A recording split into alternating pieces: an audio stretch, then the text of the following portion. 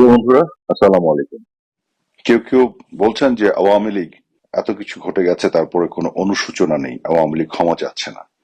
আমার প্রশ্ন হলো যে আওয়ামী লীগ কার কাছে ক্ষমা প্রার্থনা করবে?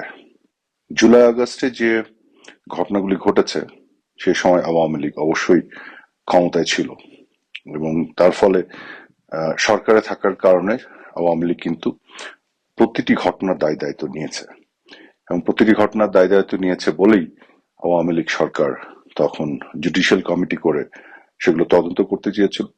প্রতিটি ঘটনার তদন্ত করে দোষীদের বিচারের আওতায় আনতে চেয়েছিল এবং যেসব পরিবারগুলো ক্ষতিগ্রস্ত হয়েছিল তাদের পাশে মাননীয় প্রধানমন্ত্রী দাঁড়িয়েছিলেন, সহযোগিতার হাত বাড়িয়ে দিয়েছিলেন।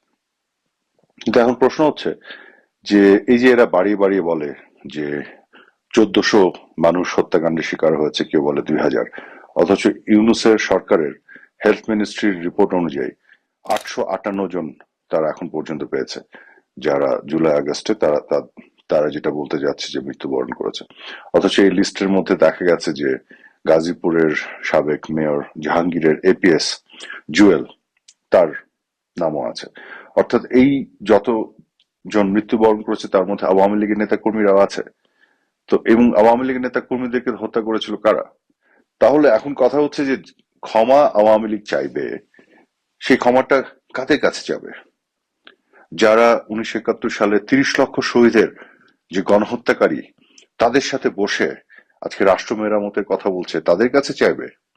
কাদের কাছে ক্ষমা চাইবে যারা 2 লক্ষের উপরের নারী সম্ভ্রম নেয়ার জন্য দায়ী, পাকিস্তানি হানাদার বাহিনীকে সহযোগিতা করেছিল?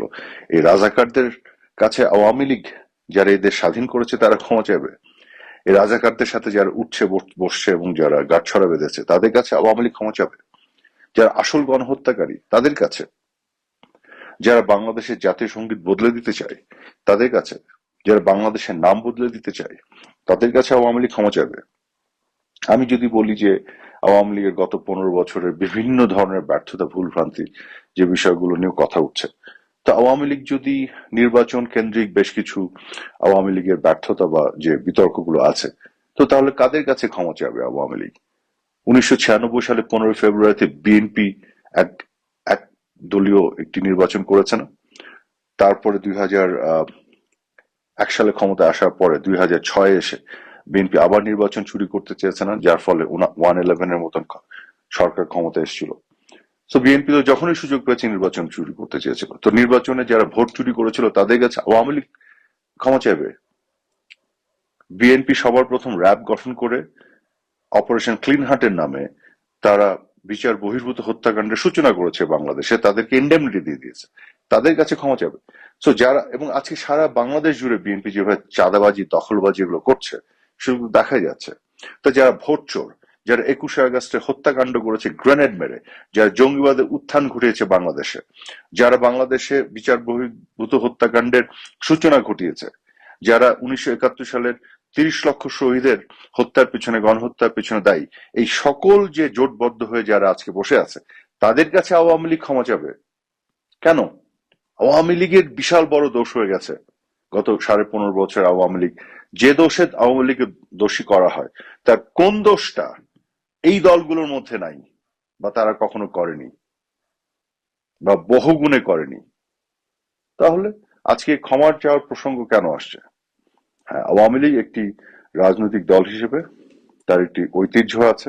এদেশের জন্মের পেছনে আওয়ামী লীগের ভূমিকা আছে। বাংলাদেশের গণতন্ত্র প্রতিষ্ঠার লড়াই সংগ্রামে আওয়ামী লীগের ভূমিকা আছে। আওয়ামী লীগ জনমানুষের মধ্য থেকে জন্ম নিয়েছে। আওয়ামী লীগ কোনো কিংস পার্টি না।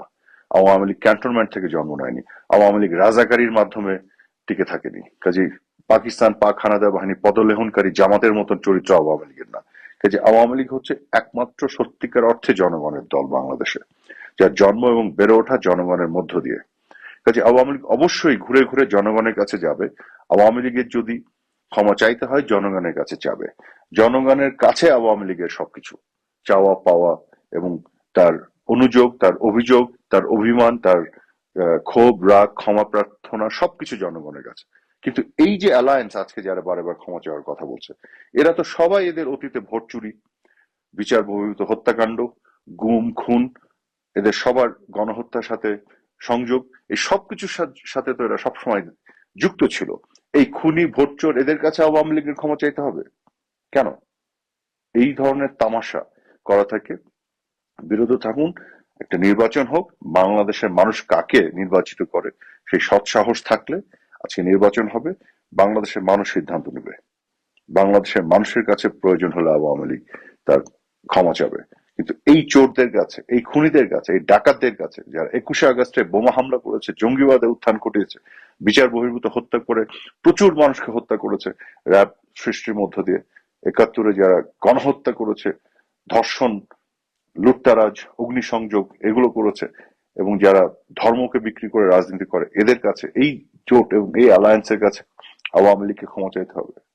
বাংলাদেশের মানুষের শক্তিতে আওয়ামী লীগ বলিয়ান হয়ে আবার আওয়ামী লীগ ক্ষমতায় যাবে ইনশাল্লাহ। ধন্যবাদ সবাইকে।